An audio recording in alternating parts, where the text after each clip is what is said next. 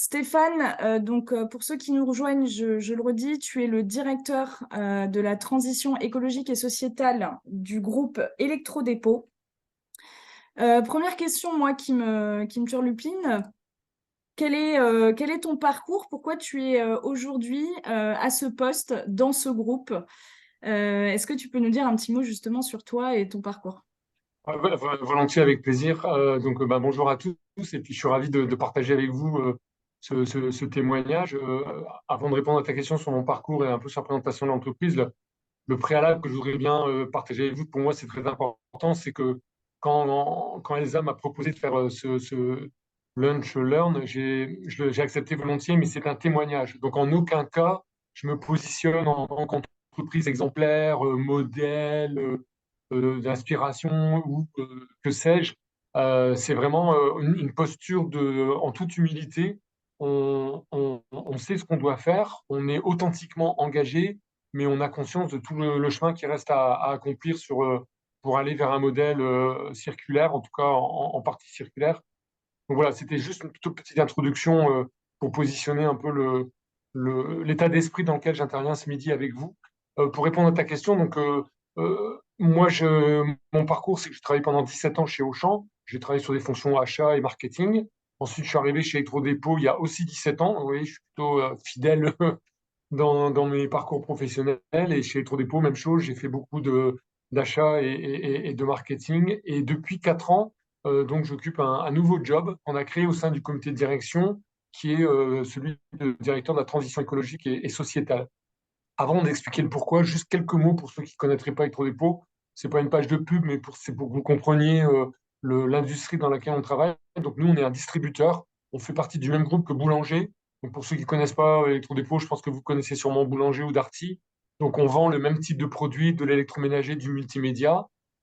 Et par contre, on le vend dans un modèle un peu low cost. Nos magasins, on en a 116 en Europe, 97 en France, 5 en Espagne et une douzaine en Belgique.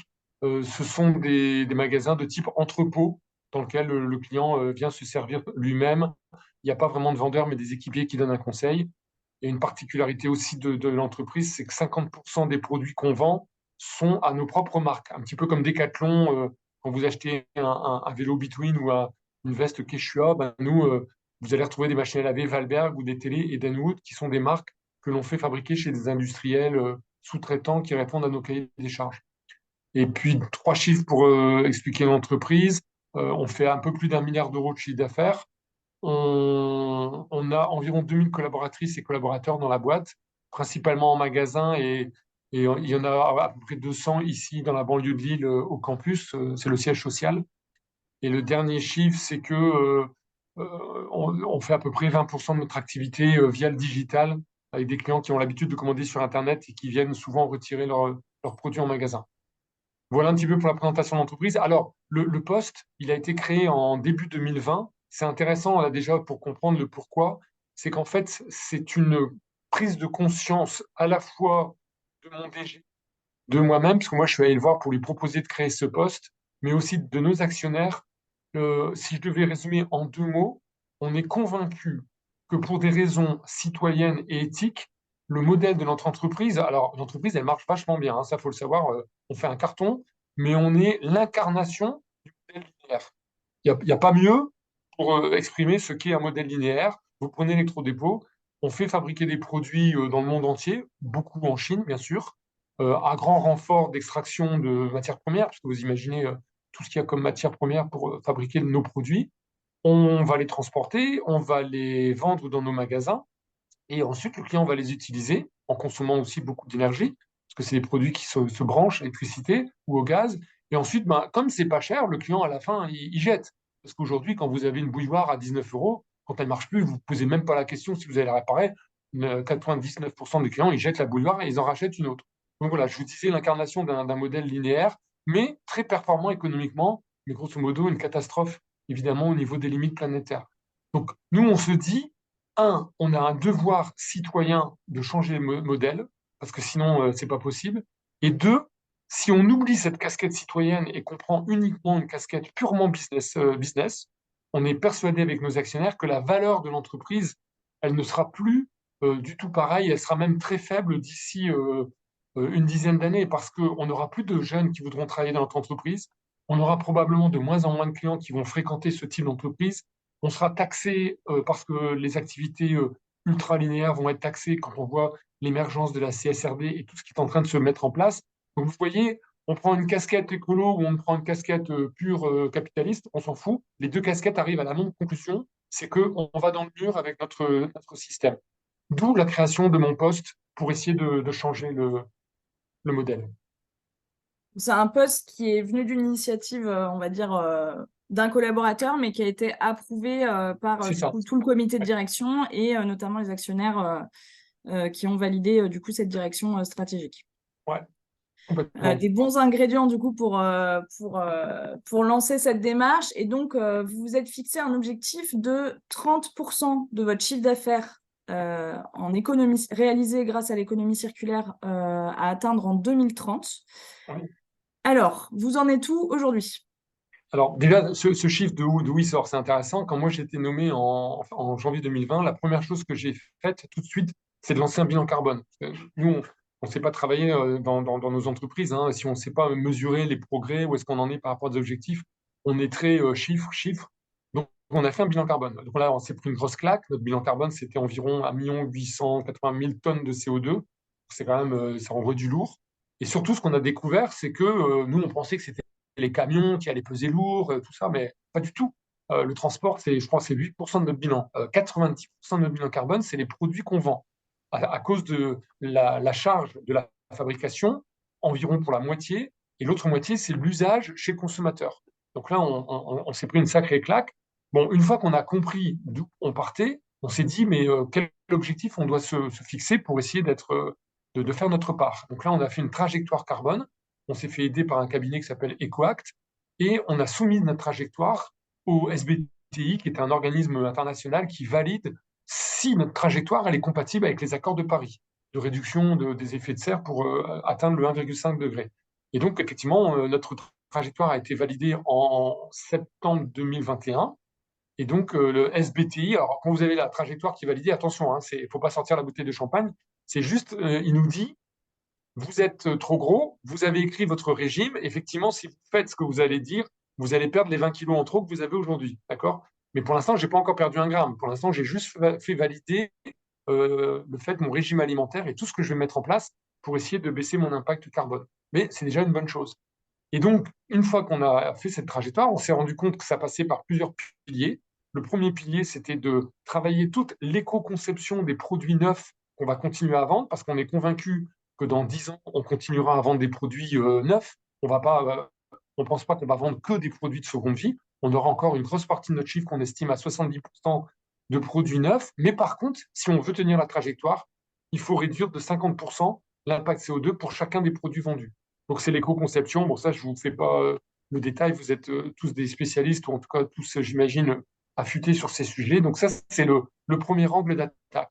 Malgré tout, ça ne suffira pas à tenir la trajectoire. D'où les 30% d'économie circulaire, puisque la meilleure manière d'éviter d'impacter, c'est d'éviter toujours de refabriquer ces fameux produits.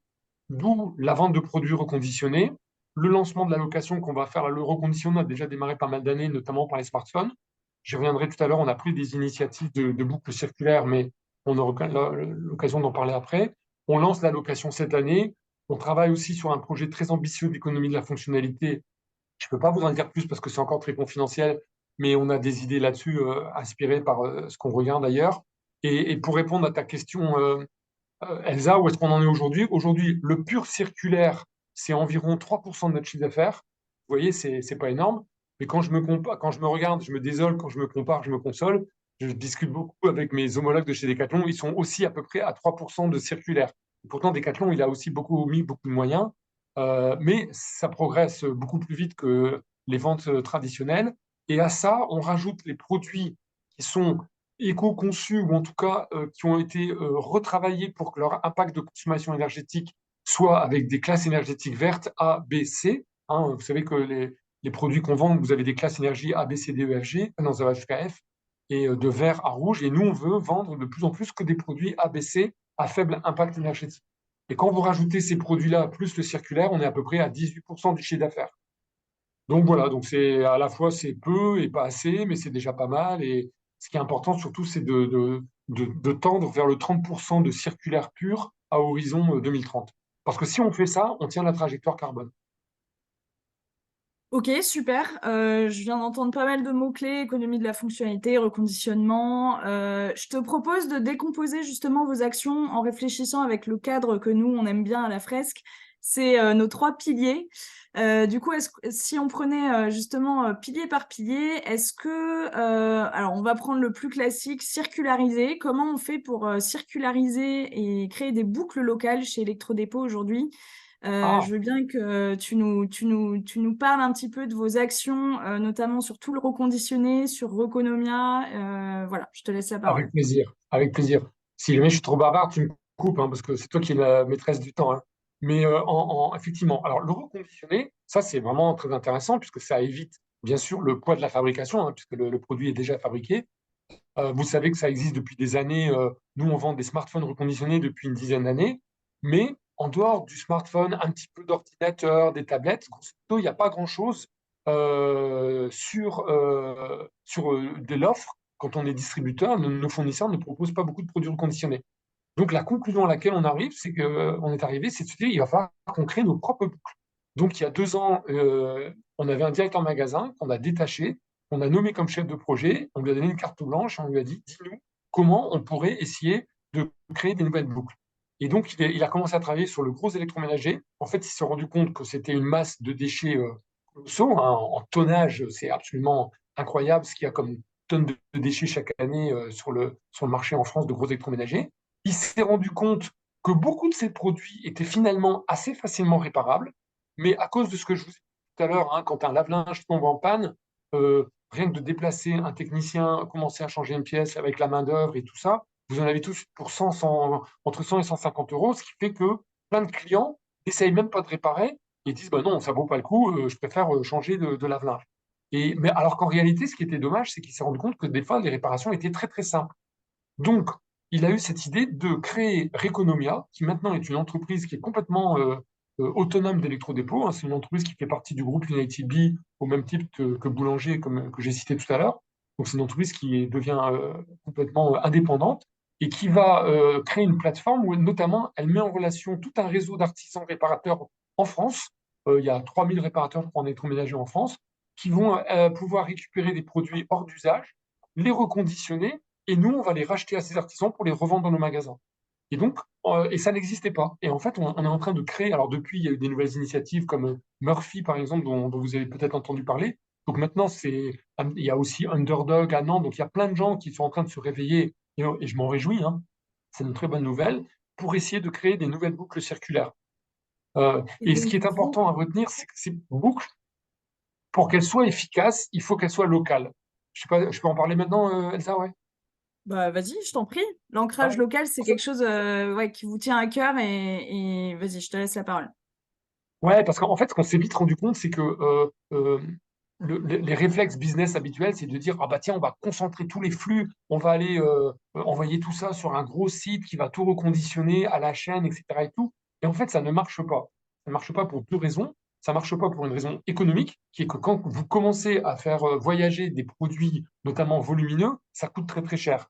C'est pas pour rien que seuls les smartphones ont vraiment été reconditionnés en grande masse, parce que faire voyager un smartphone, un iPhone qui a quand même une grosse valeur résiduelle, bah, le coût du chronopost ou du camion qui va prendre des palettes de vieux smartphones, il est peanuts par rapport à la valeur de revente potentielle. Par contre, quand vous mettez 10 machines à laver dans une camionnette, vous allez plomber le compte du produit parce que ça coûte tout de suite très cher. Et en plus, vous allez rajouter du CO2 là où vous voulez en enlever.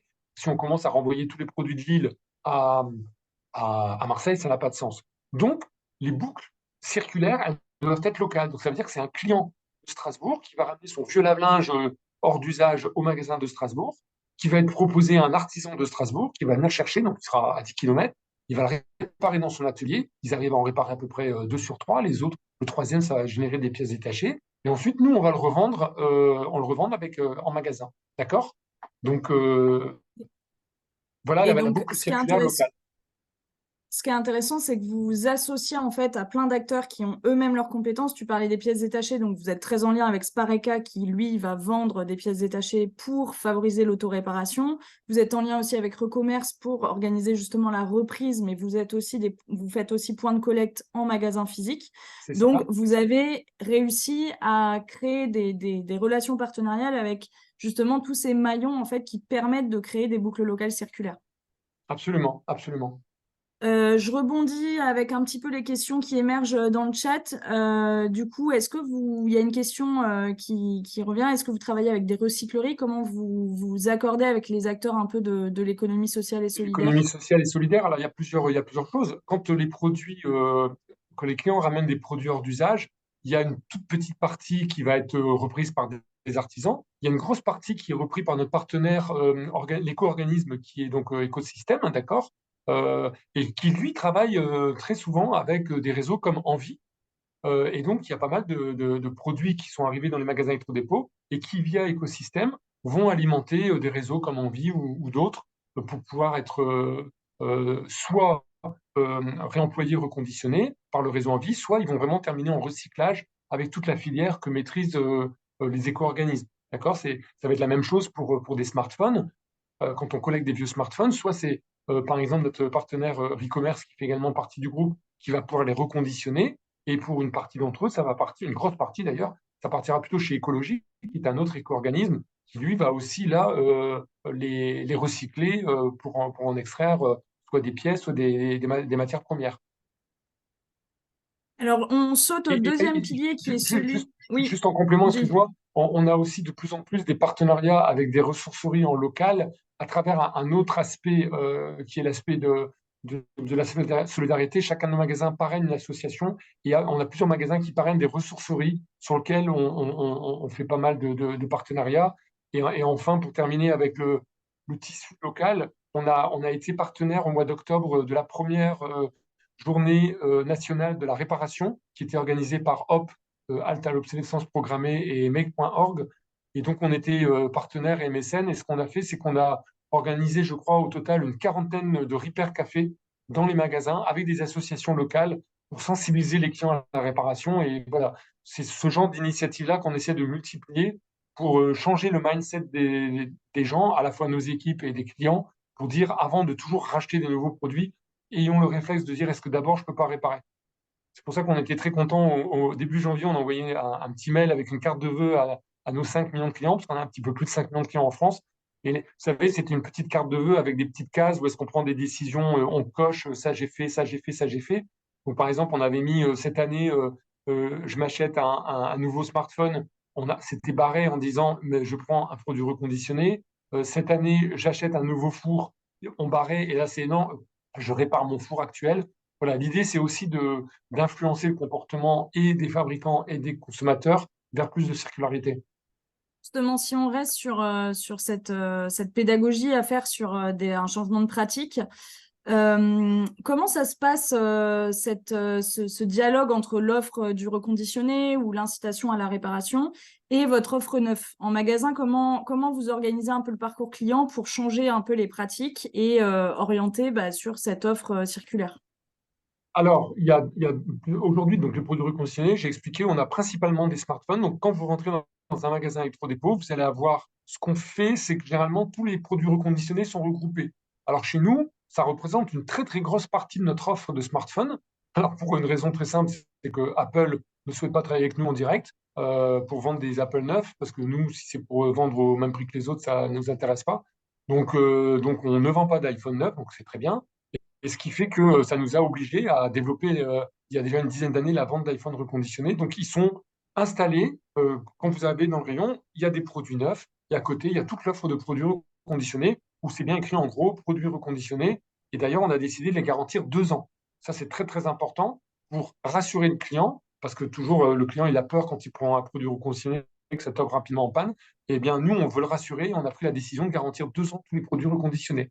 Donc ça, c'est pour les smartphones. Même chose pour on vend des ordinateurs reconditionnés, que ce soit des PC fixes ou des portables comme des Mac, hein, des MacBooks et compagnie. Des tablettes également, des iPads reconditionnés, qui sont toujours dans le même rayon à côté des produits neufs. avec la même mise en avant. Et puis, par contre, pour les lave-linges, comme c'est des très grosses pièces, ce qu'on a fait, tout ce qui est gros électroménager, généralement dans les magasins, alors aujourd'hui, tous nos magasins ne vendent pas encore du gros ménager. Je crois qu'on en est, à date, on en est à peu près à une quarantaine. Ouais, c'est ça. On a déjà 40 magasins sur 96 en France, donc bientôt la moitié. Et donc, on n'arrête pas d'installer de nouveaux magasins toutes les semaines. Ils installent ça sur un des meilleurs endroits du magasin, c'est-à-dire l'entrée du magasin. Il y a une espèce de podium, un ponton avec des palettes, et on positionne tous les produits gros ménager, lave-linge, sèche-linge, lave-vaisselle, réfrigérateur, micro-ondes sont positionnés à l'entrée du magasin. Ok, super. Parce que tu peux pas standardiser le rayonnage avec du réemploi. Donc, c'est une autre Non, manière aussi de le présenter. tout à fait. Le reconditionné, c'est la prise de tête. De toute façon, l'économie circulaire, c'est la prise de tête hein, pour un distributeur traditionnel parce que ça change tous les schémas habituels. Euh, c'est quand on achète un produit neuf, on en commande, je sais pas, mettons 2000. Donc je vais en mettre 20 dans chacun des magasins. Donc c'est facile, ça arrive dans le camion. Hop, j'en mets un en modèle expo, je mets les 19 en hauteur et au fur et à mesure, je les vends. Alors que les produits reconditionnés, ben, un artisan, il va me ramener une machine à laver Electrolux, une machine à laver LG, une machine à laver peut-être à ma marque Valberg, une machine à laver d'une autre marque. Et donc c'est une organisation, une logistique, un merchandising. Par exemple, on est en train de travailler sur comment on présente ces produits-là sur le site web. C'est très compliqué parce que si vous n'en avez qu'un, un produit comme ça dans le magasin de Strasbourg, bah, dès qu'il est vendu, il faut le retirer. Donc c'est hyper complexe. Donc tout ça, on est en train d'y travailler. Super. Je garde l'œil sur la montre. Il nous reste 6 minutes avant qu'on ouvre un petit peu les questions à tous. Moi, il y a quelque chose que j'ai vraiment, un sujet dont j'ai vraiment envie de parler, c'est justement comment vous faites pour réduire. Comment on fait pour réduire en amont les impacts que vous pourrez régénérer. Donc, tu nous as parlé de l'éco-conception. Donc, vous avez la Ouais. main sur vos cahiers des charges. Et je crois savoir que vous avez aussi fait le choix de supprimer certains produits Oui, qui étaient, oui, oui, oui. qui correspondaient plus à votre nouvelle direction. Exactement. Je vais donner deux exemples. Le premier, il est déjà actif et le deuxième, il est en cours. Le premier, c'est que quand on a fait notre bilan carbone, on est descendu rayon par rayon. Donc, c'est quoi le bilan carbone des lave-linges, le bilan carbone des télés, le bilan carbone des smartphones, etc. Et on s'est rendu compte qu'il y avait une ligne de produits qui représentait, euh, je crois que c'était à peu près 2% du chiffre d'affaires, mais qui représentait 10% de nos émissions de CO2. C'est tous les produits qui consomment du gaz. Les cuisinières au gaz, les plaques gaz, voilà, c'était absolument énorme l'impact CO2 de ces produits. Donc là, c'est pas tellement lié à la fabrication, c'est lié à l'usage. Mais vous le savez bien, hein, le gaz, c'est un puissant gaz à effet de serre. Et donc, on a décidé volontairement de réduire drastiquement notre offre en produits gaz. Et on a déjà fait moins 15% l'année dernière. On va faire moins 50% cette année. Et on a écrit on va quasiment arriver à moins 100% en 2025. Donc, on est vraiment, voilà, on a décidé de renoncer à une partie pas négligeable, hein. On parle de millions d'euros de chiffre d'affaires sur lequel on met croit volontairement. Ce qu'on fait, c'est qu'on essaye d'accompagner le client quand il a une vieille cuisinière gaz, quand il la ramène, on lui dit, bah, si vous achetez une cuisinière électrique, on va vous aider avec, alors on avait fait des bons d'achat de 30, 40, 60 euros pour accompagner le client, parce que souvent les produits vitrocéramiques ou induction coûtent plus cher, donc nous on a une clientèle souvent qui est pas très riche, et donc pour les accompagner sur cette transition-là, on les aide financièrement. Et le C'est deuxième le... exemple, Ouais. c'est qu'on a décidé de vraiment se dire, les produits un peu, vous savez, les produits gadgets, les produits d'impulsion, les produits qui ne sont pas vraiment utiles, on veut les retirer des rayons, donc bon, il n'y en a quasiment plus. Il peut encore y en avoir quelques-uns si vous allez, peut-être que vous allez m'envoyer un message en disant, oh, j'ai trouvé un truc, je vois pas ce que ça fait dans votre magasin, mais franchement, on a bien fait le tri. On va complètement terminer ça, c'est de se dire, voilà, en caisse, au lieu de vendre un stylo avec plein de décors, une licorne, c'est les trucs pour les enfants, plein de plastique, etc. Et tout, bah ça, on va se refuser de vendre ce type de produit-là. On va vendre des produits utiles pour les clients parce que bah, un frigo, c'est utile. Ah, sinon, on ne pouvait pas conserver les aliments. Un four, c'est utile pour réchauffer vos aliments, etc., etc. Donc, Super. voilà le Donc, type de renoncement. Ouais, des renoncements, de l'éco-conception dans le cahier des charges oui, et oui. ok. Super, Stéphane, merci pour tous ces éclairages. J'ai encore deux petites questions, mais je propose d'abord qu'on ouvre un petit peu à la salle si vous avez justement des questions pour Stéphane. C'est le moment, je crois que j'ai assez relayé les questions qui étaient dans le chat. Je regarde si j'en ai pas loupé. Donc, on a répondu, hein, je crois, aux questions qui sont dans le chat. Est-ce que certains d'entre vous ont d'autres questions? Ouais, là, il y en a une sur la garantie. Bonjour. Il y en a une sur la garantie. Bonjour. Bonjour. Alors, la garantie, on a décidé, comme je le disais tout à l'heure, on a décidé que j'imagine que la question c'est sur les produits reconditionnés. Donc on a pris effectivement la décision de garantir tous nos produits 2 ans. Donc c'est déjà le cas pour tous les smartphones, les tablettes et les ordinateurs. Et on est en train de... Alors est-ce que c'est déjà fait ou est-ce que Alors je sais que c'est en cours, je ne suis pas certain, après que je vérifie, mais en tout cas on est en train de faire la même chose pour le gros électroménager reconditionné qui va être également garanti 2 ans. Garantie totale, hein, pièces, main-d'œuvre et déplacement. Pourquoi on fait ça? C'est parce Eric? qu'on s'est rendu compte que les gens, hein, la première raison pour laquelle ils achètent des produits reconditionnés, c'est pas sauver la planète, hein, c'est faire des économies. Ça faut en être conscient, mais c'est pas grave. C'est tout à fait légitime et respectable. Donc ça, c'est leur première motivation, même si la motivation, je dirais, écologique, citoyenne, monte en puissance très très fort en deuxième raison. Mais c'est un peu la cerise sur le gâteau. Et par contre, le premier frein à l'achat de produits reconditionnés, c'est la crainte d'avoir un produit qui va vite tomber en panne, qui est pas costaud, qui est pas fiable, etc. et tout. Alors, Je sais pas si j'ai répondu à votre question. ouais, quelqu'un veut prendre la parole? J'ai une question sur le renoncement.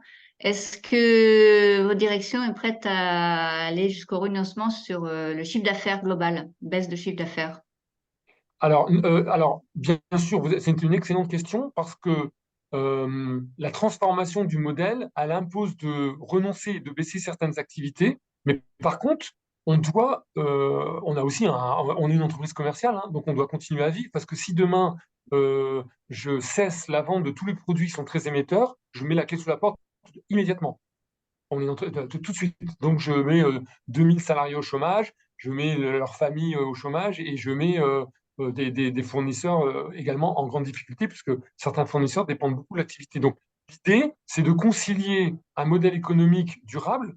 On doit continuer à être rentable et à gagner de l'argent, mais par contre, on est conscient que le modèle du chiffre d'affaires actuel n'est plus tenable. C'est pour ça que quand tout à l'heure, je vous parlais de chiffre d'affaires durable, ce qu'il faut, c'est monter vite, vite, vite le poids d'un chiffre d'affaires qui est aligné avec les limites planétaires pour faire décroître le chiffre d'affaires qui, lui, n'est pas aligné.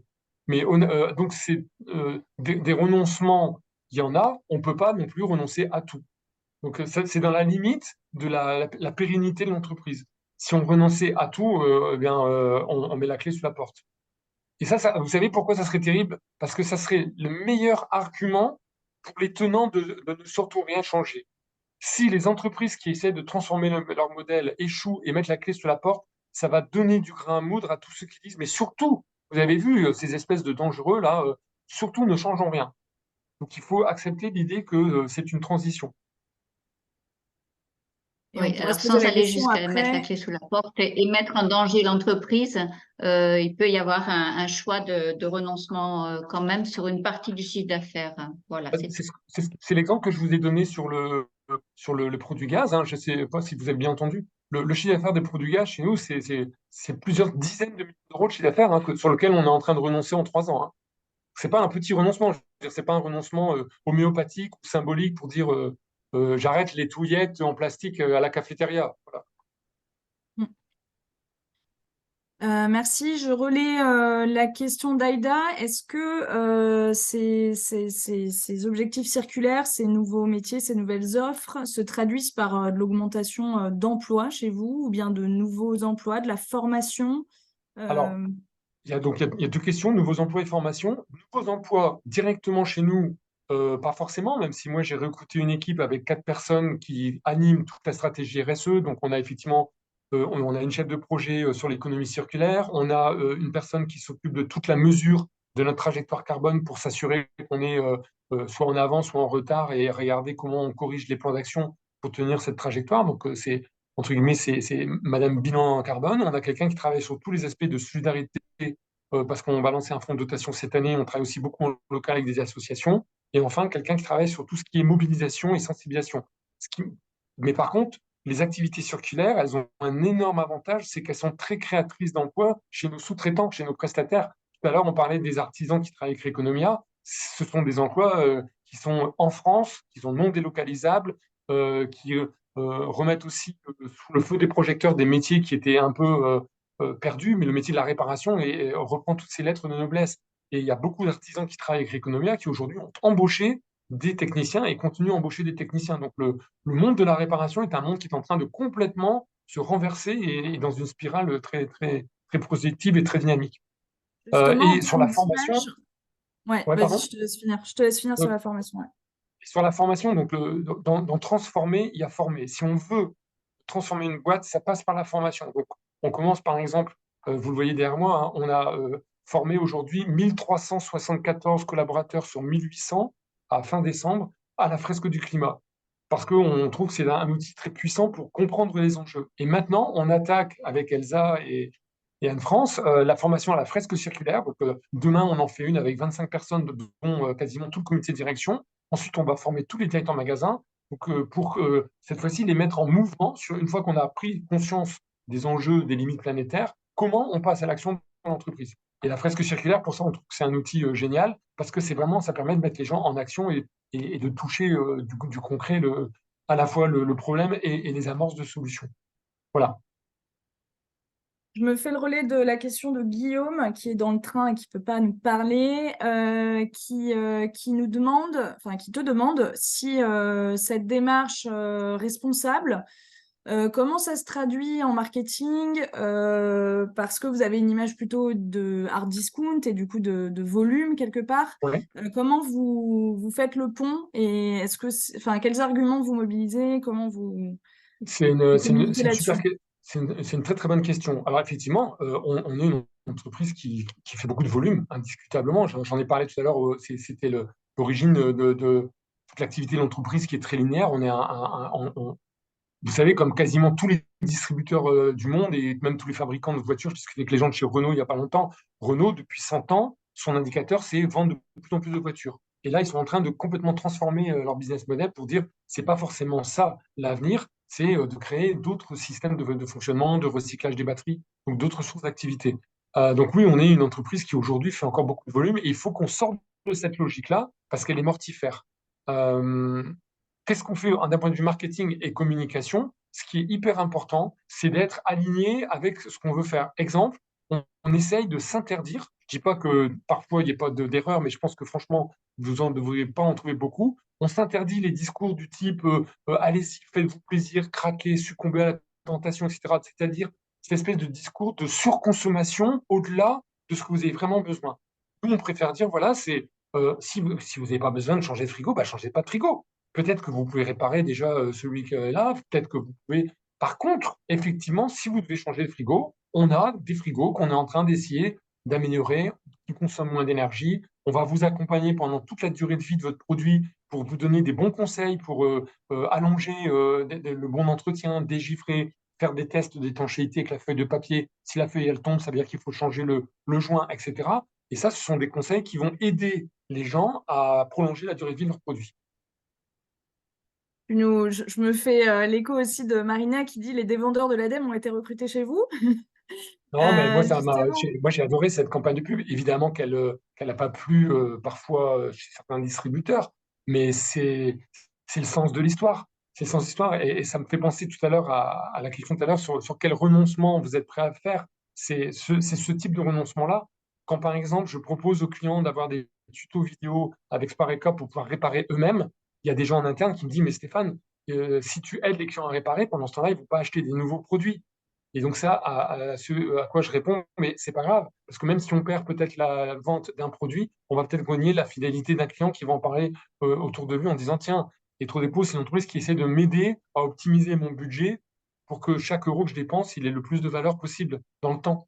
Et donc, on gagnera peut-être plus de clients sur la durée. C'est le pari qu'on fait. si on se projette un petit peu, tu nous as parlé un peu de changement de paradigme justement pour transformer cette mentalité pour vendre, faire du chiffre avec du volume, mais plutôt déplacer justement la création de richesse vers la création de valeur. Si on se projette après 2030, il se passe quoi? Vous avez atteint votre objectif de 30% de chiffre d'affaires circulaire. Ah, Qu'est-ce qui se passe après 2030?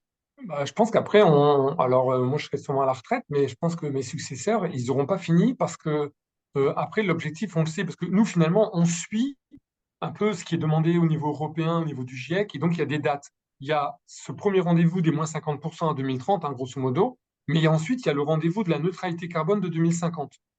Ce qui est aussi mis dans, dans la ligne qu'il faut tous atteindre. Donc l'étape suivante, ça sera d'atteindre des modèles vraiment neutres en carbone. Alors c'est une expression qu'il faut manipuler avec précaution aujourd'hui, mais en tout cas, vous connaissez, parce que je pense que vous êtes tous sensibles au sujet, ça sera ça la deuxième étape. Et donc, il faudra aller encore plus loin que les 30% de circulaire, par exemple.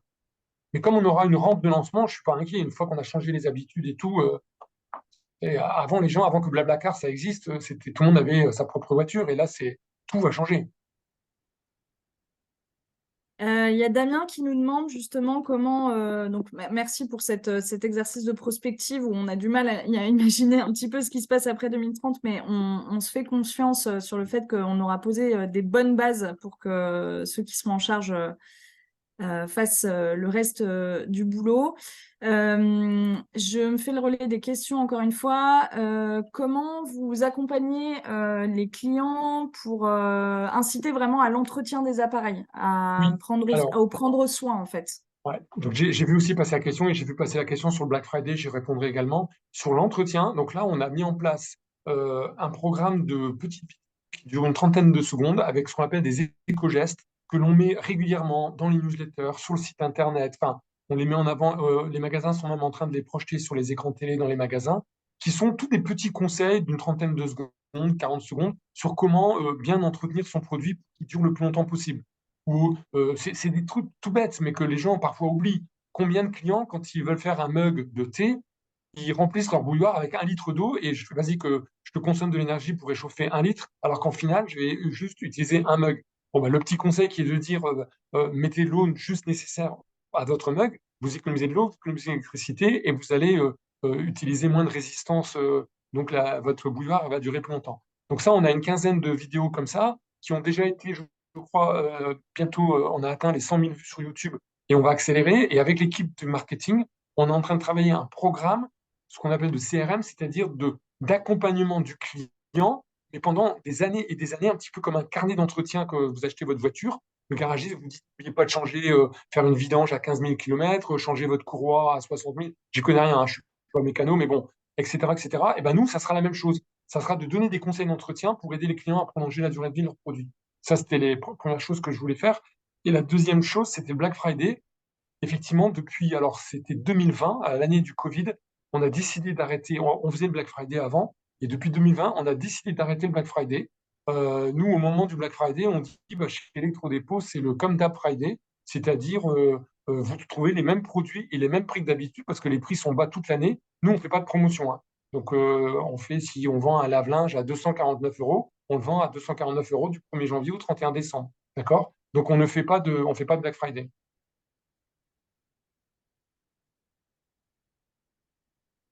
D'autres questions? Sollicitez-vous vos clients sur les fonctionnalités inutilisées des produits afin de les supprimer dans votre cahier des charges pour éco-concevoir. Alors, c'est une excellente question parce qu'effectivement, on essaie toujours de, de travailler. La suppression de fonctionnalités, à un moment, on a réussi à faire un truc canon. C'est il y a quelques années, on avait fait une télé sans tuner. En fait, on s'est rendu compte que quand vous avez une box, et il y a plein de gens qui ont une box Orange, Free, etc., ben, en fait, vous n'avez pas besoin d'un tuner parce que le tuner, lui, il sert à l'analogique, etc. Et tout.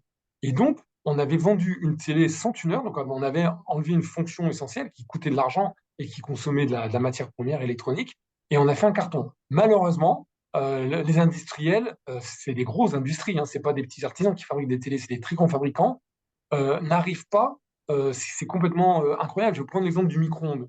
Qui n'a pas rêvé d'avoir un micro-ondes juste avec un bouton qu'on règle sur les minutes? Parce qu'en fait, 99% du temps, on utilise tous les mêmes programmes sur un lave-linge, les mêmes programmes sur un micro-ondes, et on se heurte, et c'est pas simple, à ce que les fabricants nous disent, moi je veux bien vous changer, mais comme je vais devoir fabriquer un micro-ondes spécial par rapport à ce qui se fait sur le marché, finalement il va vous coûter plus cher.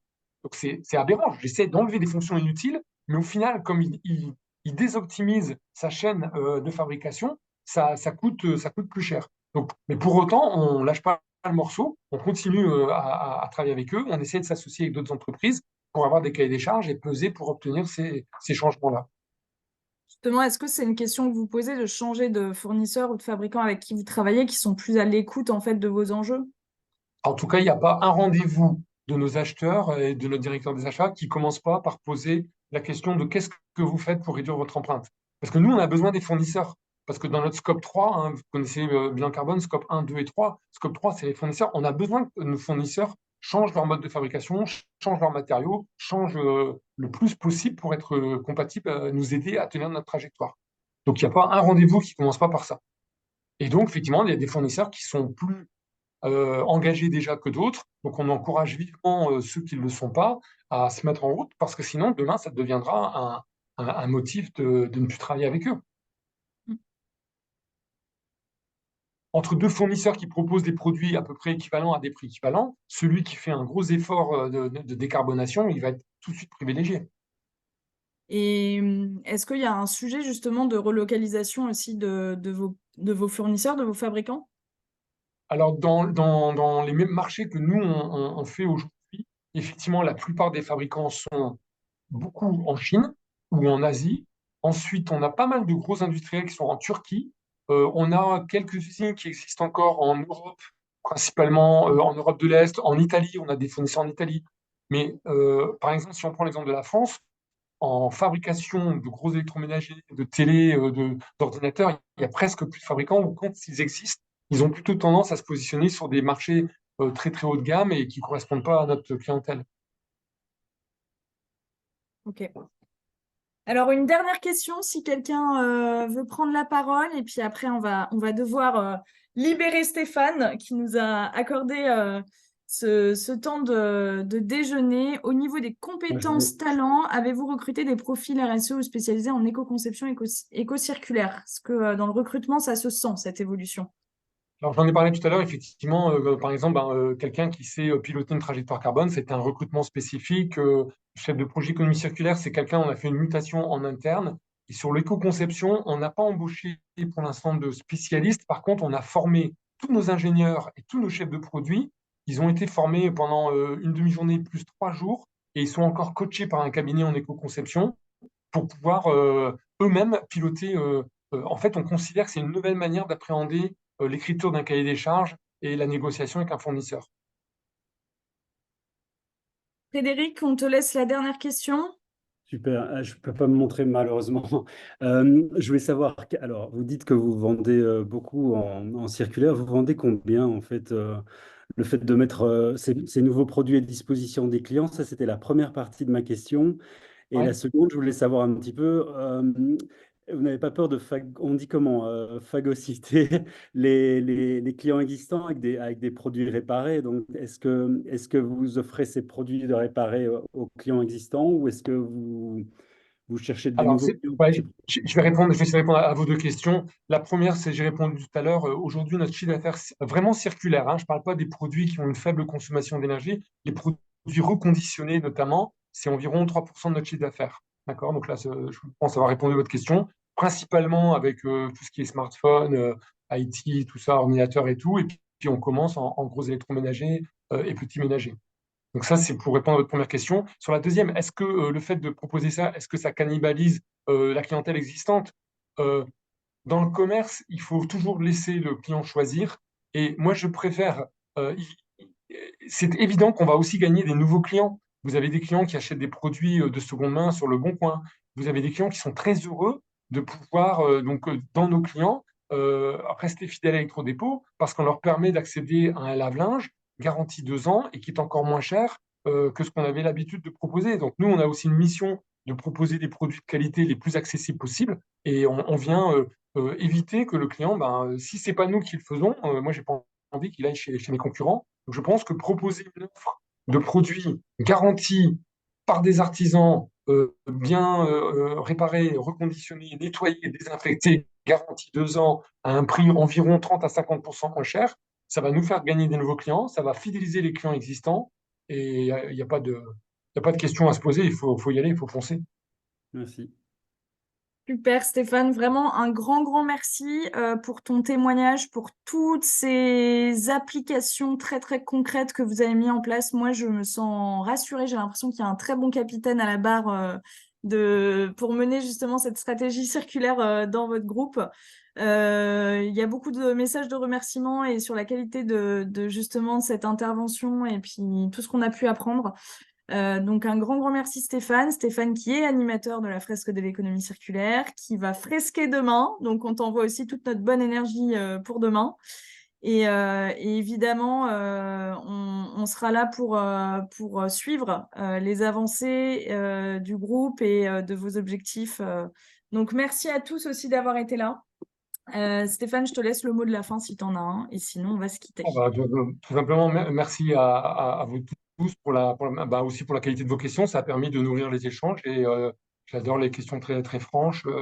Donc c'était sympa. Et puis surtout, un grand coup de chapeau à toi, Elsa, et Anne-France, parce que la fresque économie circulaire, je disais, je vais en fresquer demain. C'est vrai, ce que vous avez fait, c'est vraiment formidable. C'est un outil qui est très efficace pour nous, pour embarquer plein de gens. On va aussi faire une fresque avec nos fournisseurs. Enfin voilà, je voulais te féliciter. Moi, j'ai témoigné aujourd'hui. Bon, tant mieux si ça a intéressé notre auditoire.